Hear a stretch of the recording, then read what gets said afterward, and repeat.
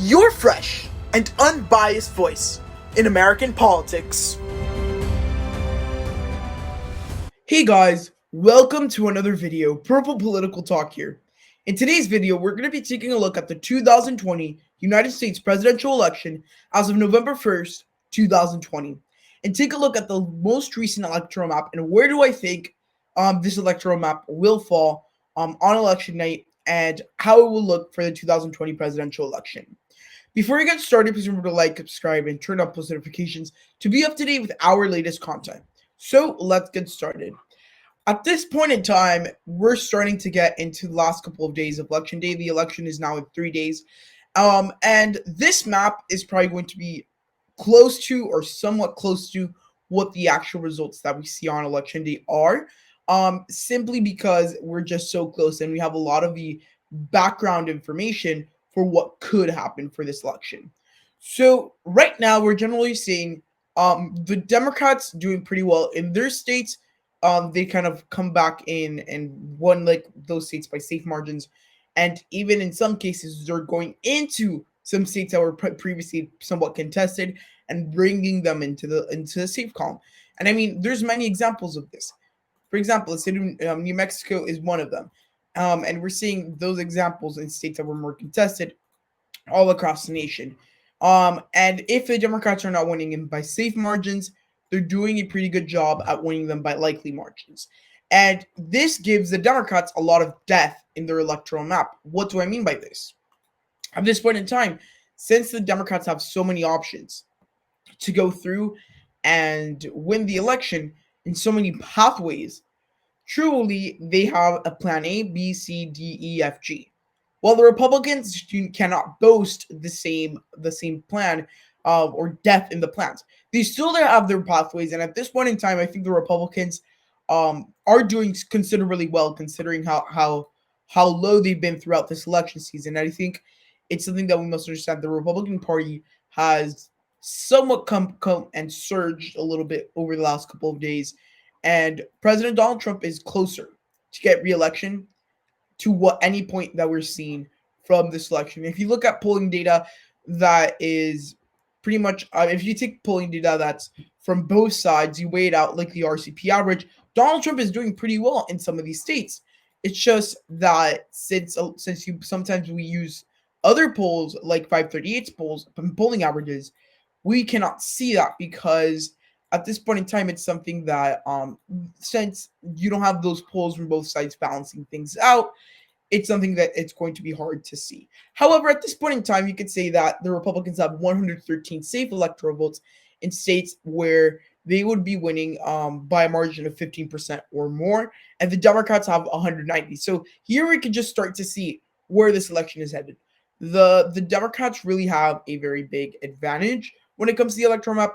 Anyways, the Republicans to win, and they've had to do this in previous years, and back in 2016, when George W. Bush, they have to win a lot of these swing states to win. The Democrats only have to win a couple, not a lot. However, the Republicans have to. It's almost necessary for them to win in all of these places. So now that we talked about the safe states, the states that are considerably probably going to vote to those parties, let's talk about some of the contested states. The states that have a real possibility of going to both sides of the aisle. And right now, we're going to divide them into categories for those of you that do not know. So we're going to start with our likely states. These are states that would go to either party by around 5 to 15%. So between that margin, and at this point in time, there's a couple of these states throughout the electoral map. So let's start off with the Democrats. At this point in time, they hold likely leads in a couple of states. It's not many. However, I mean, considering the electoral map, it's pretty considerable. And it's in some states where one would have expected for it to be a little bit closer. If you would have asked me back in March what my electoral map would have looked like November 1st, 3 days before the election, what I'm going to show you guys today is probably not going to be what I thought. And these are some great examples. I did not think Minnesota was going to go by 8% to the president. That's where I think right now it's going to fall. I did not think a state like New Hampshire would go by 6 or 7% to the former vice president. I did not think that. And truly this shows how the electoral map has evolutionized. But at this point in time, these 4 states is what right now I think the Democrats will be winning by likely margin. Now they all have their different reasons. However, these states, generally speaking, are a lot more liberal than a lot of these swing states, and they've been transitioning into blue states. And in certain states like Minnesota, we've seen the vice president do very, very well. Now, the things here are that we have to consider is one, the Republican Party hasn't really put a lot of money and effort into it. I would say the one they've put the most effort into has been the state of Minnesota. But realistically, it's probably going to still go to Biden by a pretty considerable margin. These states, the former vice president has pretty much locked up. They're not going to be by those landslides, maybe like 15, 17, 20%, like they've been expecting in some recent polls.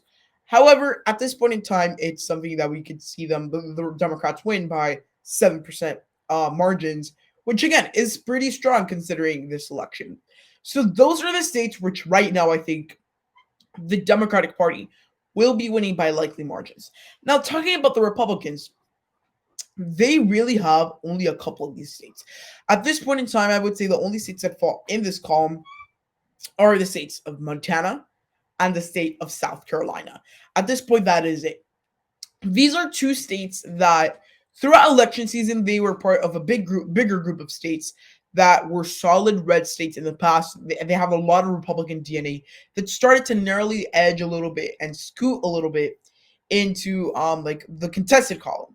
However, since the final debate over the last couple of weeks of campaigning, where we're seeing a lot of heavy campaigning, we've seen the president being able to come back up a little bit, and we're seeing the president being able to get some of these states back into the safe column. I mean, some examples: Missouri, some examples Utah, some examples Indiana.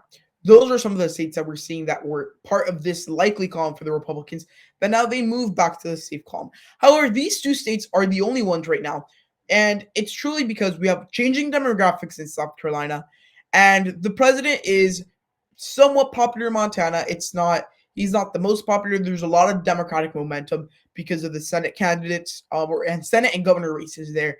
However, I mean, the president probably still has almost like a 15-point lead. He's not quite there yet in the state of Montana. However, he's pretty close. While in South Carolina, this race is a lot closer. The Democrats have a very big amount of momentum here. And, I mean, take a look at the state. Trump is still leading by 7 to 8% if you look at some of the recent polls. However, Biden has a pretty nice chance of victory in the state, considering, like, it's a red state, and it's a state that hasn't voted blue in a long, long time. What are we seeing here? We're seeing demographic changes that are definitely helping out Biden. That is sort of what we're going to be seeing. And generally speaking, I think it's not a good sign for the Republicans that have a state like South Carolina being contested. However, this is the future of America. The electoral map always shifts. And political ideologies in states always shift. And I mean, that's something that's becoming very, very apparent during this election, and we're going to get into a little bit later on in this video. So those are the Republican likely states. What about the Democratic likely states? At this point, they also have their fair share. Oh, I already talked about them. Oops. They also have their fair share of likely states. And I think that's something to consider. They both have the fair collection of them. Going on to the lean states, that's what I meant to say. The Democrats do have a pretty big collection as well. We're going to take a look at, for example, the state of Nevada at this point probably falls in the lead column for the Democrats. States like Arizona, at this point, probably fall in the lean column for the Democrats. States like Wisconsin, states like Pennsylvania, these states fall in the lean column. And at this point, it shows how this election is going. I think essentially we're seeing the Democrats do very well in a lot of these states. And it really comes down to a couple things. They have the momentum. They're getting these demographics out to vote, these minorities out to vote, or in the Midwest, that working class to go out and vote for them. They're getting these Obama voters back out in these states. And at this point in time, the Democrats are doing pretty well. Nevada, we're seeing the president contest a little bit. It's not going to be as close as it was in 2016. However, the president is trying there. And frankly, I mean, I don't think it's like the best strategy. However, the president is trying there. It's probably not going to work out. Arizona is a state which right now I would say is right on that edge between being a lean state and a tilt state. And I think at this point in time that this is a sign for the Republicans. If they're able to overperform the polls, if they're able to pretty much get a lot of these more silent voters, like like to call them, this state might go to Donald Trump, and I think it's something that we must analyze. At this point, I would say that Biden's only leading there by around 2 points, which I mean at this point in time is not too healthy of a lead. Now going on to the two states in the Rust Belt, which by the way, this has already given the former vice president the 273 votes needed to win this election, and I frankly feel like this election will definitely be very close. And it really comes down to a lot of things. But at this point in time, we're seeing these states, for example, narrow up a little bit a couple of days before the election. I mean, take a look at the state of Wisconsin. We're seeing the former vice president do very well here. However, I mean, some polls put him up by 17, which I think is an exaggeration. And that's an A-rated poll, keep in mind. I think it's an outlier. However, I mean, the data that we have on average puts up the state of Wisconsin at 6 to 7%. I think it's getting more by the 3 to 5% margin for the former vice president. Pennsylvania, I think it's going to go anywhere between 2.5% and 4%. It's going to be a lot closer than we think. And at this point in time, that is something that we must visualize on the electoral map. And truly, at this point in time, it's something that we definitely have to analyze. And I think at this point in time, these states are going to go to Biden. The president has tried contesting there. However, I mean, it's at a point where really the president was on thin ice here anyways. He could have won here.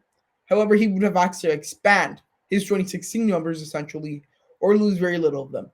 And I think at this point in time, it's looking like something that's less and less likely as we inch in on election in less than 2 days. So those are the states right now, which I think the Democrats are winning by lean margins, while the Republicans have a pretty big collection of lean states. I think at this point, the Republicans are winning by a lean margin in Texas. I think they're winning by a lean margin in Iowa. I think they're winning by a lean margin in Ohio. They're winning in a lean margin in Georgia. They're winning by a lean margin in the state of Florida. And at this point in time, we're seeing the Republicans do very, very well. In addition to, I think they're winning in the lean margin in the state of Maine's 2nd congressional district. And I think overall, this is what our lean map for the Republicans look like. This already put skyrockets the Republicans up on the electoral count, and really, it gets them closer to a more realistic number of how many electoral votes they could get. In these states, we're seeing polling averages that are higher for the president over the last couple of days. I mean, we've seen a lot of increases in Florida. We've seen increases in Texas. We're seeing increases in Georgia, Ohio, Iowa. These states were pretty close, and they're starting to move out a little bit, and they're becoming less close for the president. And simply, there's the aspect of the polls. We also have the aspect of voter enthusiasm for the president. Some people do not take into account voter enthusiasm. And at this point in these states, the voter enthusiasm for President Trump is out of the roof. Out the roof. Yeah, simply it's out the roof. And I think if we take a look at this race, we have to understand that these states right now are in one of those states where they could actually go either side. However, the Republicans have had a consistent lead throughout election season, and Donald Trump's actually going up these last couple of days of the election. And I think, to put it frankly, these states are going to go by a lean margin to the for the Republicans. And at this point in time, we might even be able to see a victory for the president if these states go to him. We just have to see 2 or 3 more states flip. The election would go to the president. However, at this point in time, we're seeing a race where it's really going to come down to the nitty-gritty. And at this point in time, these states are going to go to the Republicans. And that's what the trends have been expecting. We should have been expecting this. However, some people wouldn't have expected it because, I mean, if we listen to a lot of these polls directly, they're going to tell us Biden is winning in Georgia, Texas, Iowa, Ohio, Florida. Dang, even sometimes they're saying he's winning in South Carolina. So keep in mind that, again, with the data that we have, analyzing that and putting all together, these states are going red. Now, going on to the Democratic Democratic tilt states. So these would be states that would be going by a little bit less of a margin, pretty tight margins. We could say less than 1.5%. At this point, I would say the Democrats would win by a tilt margin in the state of Michigan and a tilt margin in the state of Nebraska second. So before you go crazy in the comments and start asking, why are you putting Michigan in the tilt column for the Democrats? At this point in time, I think this state is going to be extremely, extremely close. And the polls are telling us it's probably going to go by, dang, even sometimes 8% for the former vice president. However, in this situation, I think this is going to be the one state the polls are going to be massively off. And I think at this point in time, the president has a lot of voters here. And West Michigan is going out for the Republicans in ways never seen before. I mean, it's actually increasing the Republican, turnout in the west part of Michigan from 2016, if we look at the polls. And I think simply we're seeing a very, very strong group of voters here for the president. And the enthusiasm, again, is out there with them. That's definitely a factor. I think Michigan is one of the states where Trump supporters are just very, very enthusiastic. And when Biden really hasn't campaigned there that much, he's been there a couple of times. And the president just really has a lot of that energy, like coming into these last days. We could definitely see the president pull it off here. However, it's going probably in the tilt margin for the former vice president. And I think this election is definitely going to go to the former vice president. As you can see here, he has reached the 290 electoral votes needed. However, I think at this point in time, it's something that is going to be very contested. And even though the vice president wins, does not necessarily mean it's not going to be contested. Now, going on to our last state, which is the state of North Carolina, I think at this point in time, President Donald Trump is going to be the winner in this state. And I think simply it's going to be something that at this point in time, he's going to win there. He has a lot of the support. There is a lot of college educated voters that influxed in since 2016. However, overall, the president is pretty popular and again has that excitement. And even with some African American turnout low in some ways for the Democrats, they've lost some of that support along with Latino support. The state of North Carolina would probably go to the President Donald Trump because he's been able to make inroads with these groups of voters, as well as just keep his base excited from 2016. So, guys, overall, this is my electoral map, 290 to 248. This is the semifinal electoral map. I'm going to be posting my final electoral map prediction on the morning of the election on November 3rd. So stay tuned for that. And we have a lot of videos coming in in the next 2 days as we wrap everything up for this presidential election season with the final polls, forecast, Senate predictions, and a lot of different analysis of things that could happen in different scenarios that could occur November 3rd. So guys, I hope you enjoyed the video. If so, please give it a huge thumbs up, like, subscribe, and turn on post notifications to be up to date with our latest content. Hope you enjoyed the video, and good